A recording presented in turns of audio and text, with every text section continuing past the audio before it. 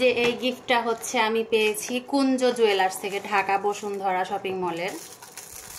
তো এইটা হচ্ছে পয়লা বৈশাখে হচ্ছে রেখে দিয়েছিল আমার জন্য, আমি পয়লা বৈশাখে যাইনি, গতকালকে গেছিলাম আমার একটা জুয়েলারি উঠানোর জন্য।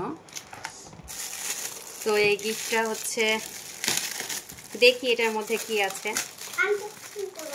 যে কোনো গিফটের প্যাকেট খুলতে আমার খুবই ভালো লাগে। দেখা যাক এটার মধ্যে কি আছে। সারপ্রাইজ। মুখটা বা দিচ্ছে।